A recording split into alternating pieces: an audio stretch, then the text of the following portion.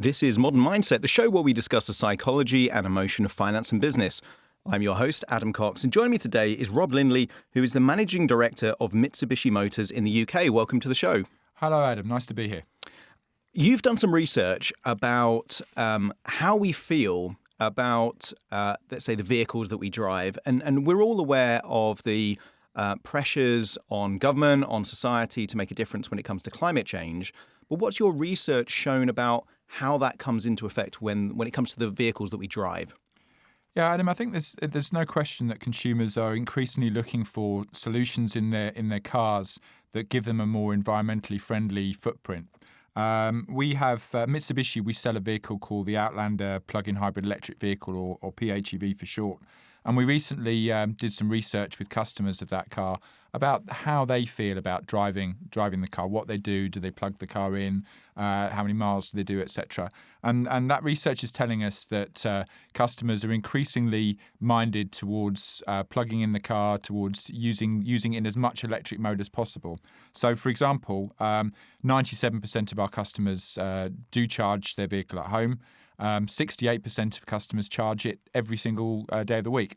And what I think that's telling us is that where there's opportunities to drive in a more environmentally friendly way and use full electric technology, customers are doing that. And how popular are the pure electric vehicles? Mm-hmm. Because I imagine for many people that really want to make a difference when it comes to climate change and reduce emissions, the goal, of course, would be to have a completely electric vehicle. Is that a popular thing? Are people really driving electric vehicles? It's still a really small section of the market, all electric cars. It is growing, and it's been growing at a double-digit rate, but still significantly less than 1% of the market. And the overwhelming car market is still petrol or diesel engines, the vast majority of every new car sold. With the plug-in hybrid vehicles, they actually grew the market quite significantly over the last several years. And I think the reason for that is they do provide a best of both worlds technology. Effectively, what you've got is a battery, so you can drive on all-electric mode in an environmentally friendly way, but also you have the backup resources of a petrol engine that can then recharge that battery and continue to keep you mobile and on your way if the range is limited. So for customers moving to all-electric vehicles, you have that range anxiety. You know, how far will the battery carry me? Will I be able to charge it en route? If I've got a long journey to go, will the charging points be used, etc.? Whereas with a plug-in hybrid vehicle, you eliminate that range anxiety by having, as I say, this best of both worlds solution where you can continue the journey on petrol power or powering the battery cells while when the normal electric range is gone. Mm. And that range anxiety is a really interesting point, because I imagine there's many people that have this kind of binary mentality, which is they're either going to have a pure electric vehicle, right, or they're not going to have, why make any difference at all? But then the problem there, as you quite rightly said, if the infrastructure isn't there, then you don't want to be stranded somewhere with no way of getting to your destination or getting back. How much more work do we need to do to have sufficient infrastructure to make a purely electric vehicle future viable? Yeah, I think there's a couple of technological developments that need to be done in that respect. As you mentioned, infrastructure and more charging locations, charging points. You are seeing more and more of those springing up. I mean, I think motorway services, supermarkets, many places have now got more and more charging. Obviously, home charging is the biggest issue, particularly in the cities. And then the other aspect is battery technology. So, and this is, again, it's improving all the time.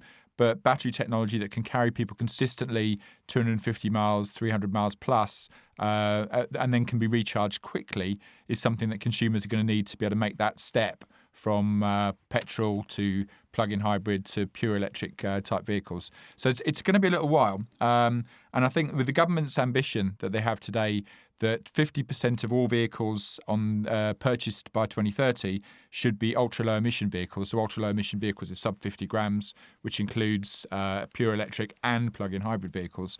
With that ambition, I think we need to look towards transitional technologies like PHEVs to get there. If the government's serious about that target, I think it has to embrace that and support the purchase of plug-in hybrid vehicles as well. Mm.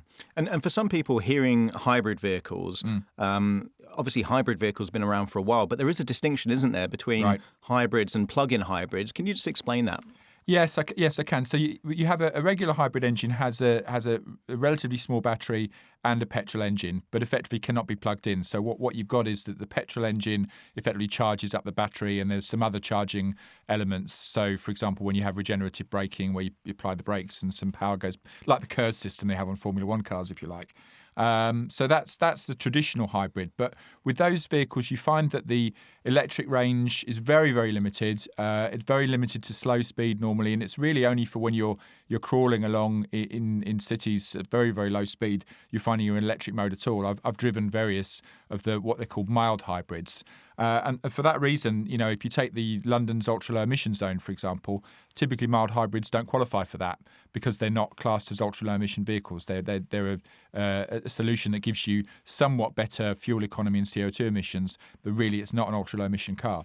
Whereas with a plug-in hybrid vehicle, what you're talking about is a much larger set of battery cells that can be plugged into a charge point, either at home or at work or one of the motorway servicing charge points, where you can actually fully power the battery, typically with ranges 25 to 50 miles of all electric range on plug-in hybrid vehicles. So, for example, the Outlander PHEV, which is the model we sell, which is the best-selling vehicle in the UK, has a plug-in electric range of about 35 miles.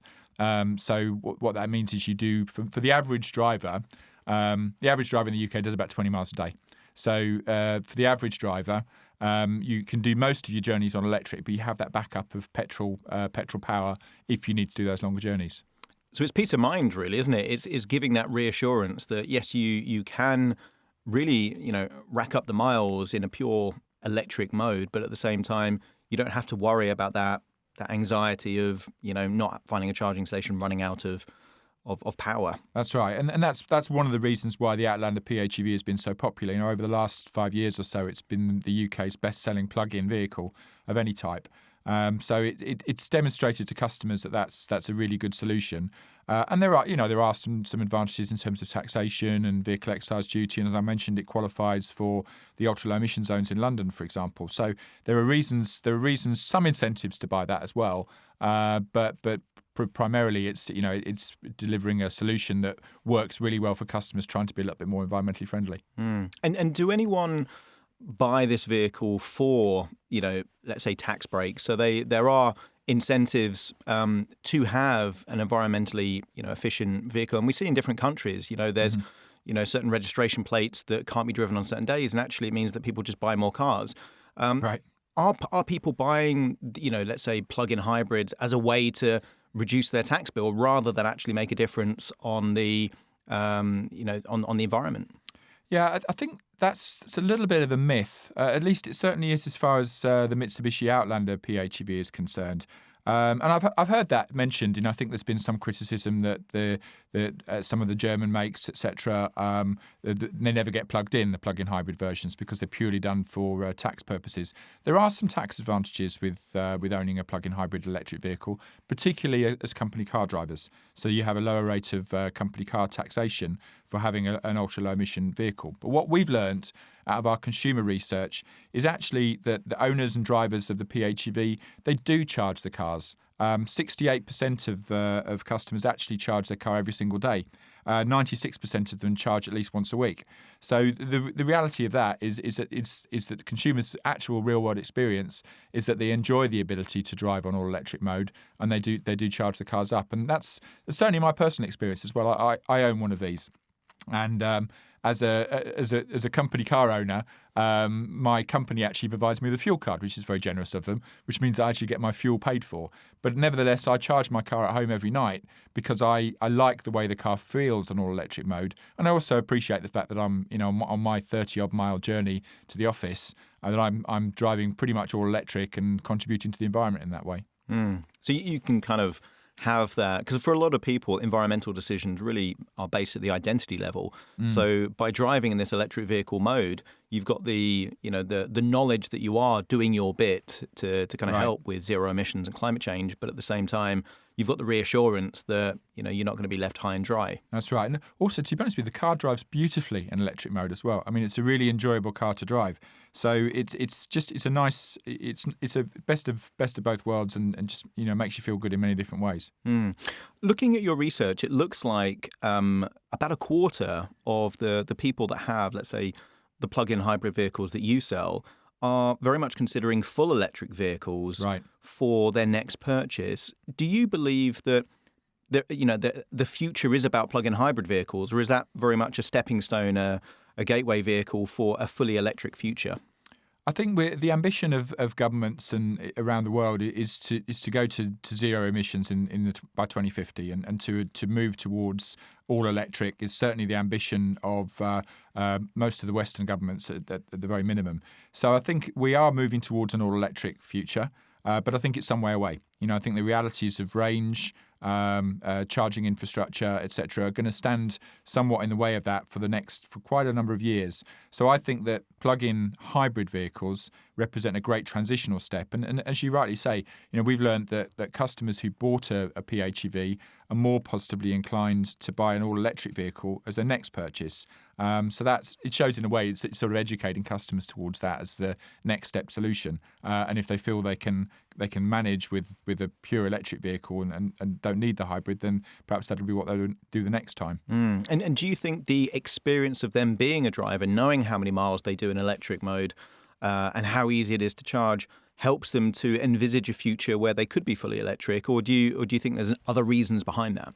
No, I think you're right. I think it's the former, and also there's the plug-in hybrid vehicles like the Outlander PHEV have some really clever technology. So, for example, as an electric vehicle with a large battery, you can automate preheating on the car.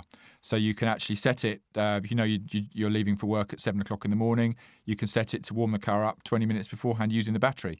And that's a really nice feature that a lot of our owners use and get used to.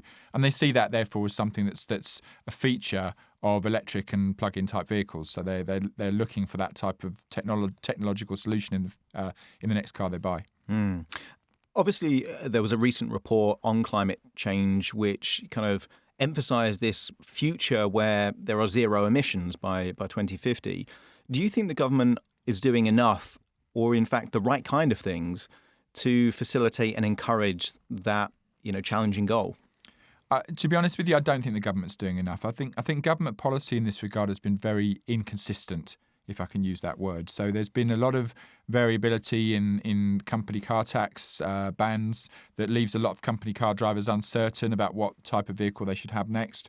In addition, the government did incentivise both pure all-electric and plug-in hybrid vehicles with purchase incentives. So when the Outlander PHEV first came to market, there was a £5,000 incentive for customers to buy one provided by the government. Now, that's the type of process that really engages customers, makes them feel like the government is telling them this is the right thing to do for the future. Well, the government reduced that to £2,500 and then in October last year removed that incentive altogether.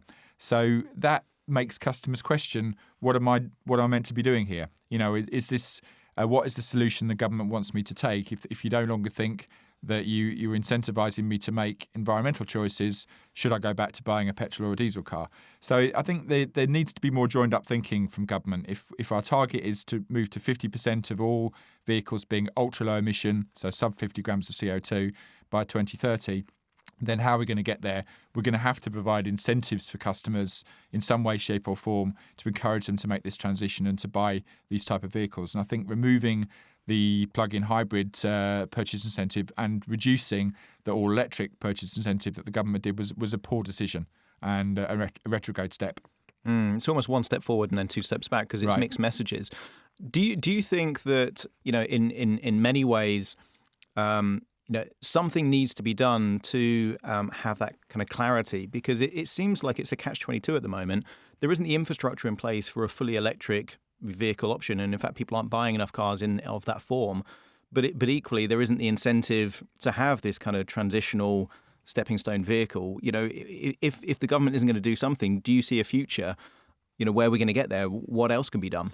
I do genuinely see a future. I think customers are increasingly embracing this type of technology of their own right, but the pace of change and the pace of growth will be slower without incentives. That's the reality.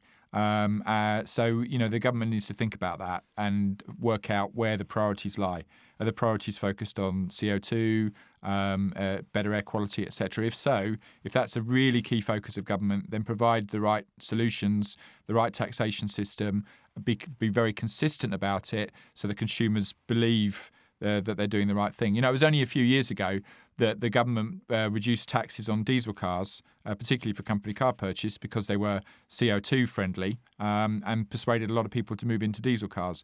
Now, of course, we see that the whole thing's flipped on its head, and people are being dissuaded from buying diesel cars because of higher tax rates, because of other issues, air quality, particulate emissions, etc. And it's understandable, but it's flip-flopping from one direction to another.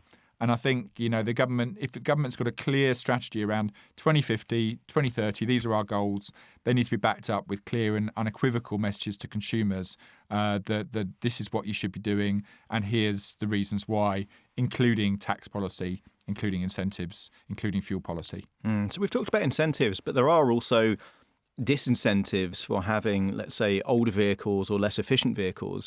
In London, obviously, we've recently seen the ultra-low emission zone. Right. And there's many cities around the country that are considering these type of initiatives. Do you think that's going to make a difference to encouraging consumers to consider, let's say, plug-in hybrids or electric vehicles? Yeah, I think it will. I think it will increase adoption of that type of technology. When the ultra-low emission zone rules were introduced in London, I think it has created some confusion among customers about what do I need to do and what vehicles qualify, etc. So I think that it would be helpful for the government to be a little bit clearer about that. But the Outlander PHEV, both in its passenger car form, and we also have a commercial variant of that as well. So we have a commercial vehicle, a van, if you like, that's derived from the Outlander PHEV. Both of those qualify for the ultra-low emission zone. So it's proved actually quite an attractive reason in the Greater London area. And I'm sure as more of these zones are rolled out in cities across UK, you will see customers giving more consideration to those type of choices. So it's certainly a policy that will make a difference to consumers. I think, again, it's about clarity and consistency. So what tips would you offer people choosing a plug-in vehicle, and where can people go for more information? Yeah, I think about where you'll be able to charge. Think about what type of journeys you're doing. Are you doing a very, very large proportion of your miles motorway miles, or are you doing more commuting? The average UK customer drives about 20 miles a day, and in those circumstances, actually a plug-in vehicle makes a really great solution. For more information on the Mitsubishi Outlander PHEV and other models in the Mitsubishi range, please come to our website, which is Mitsubishi-cars.co.uk or Mitsubishi-cars.co.uk. That's Rob Linley, Managing Director of Mitsubishi Motors in the UK. Thanks for joining me on the show. Thank you. It's a pleasure. And to you at home, thanks for joining me on Modern Mindset in association with Share Radio. Join me again.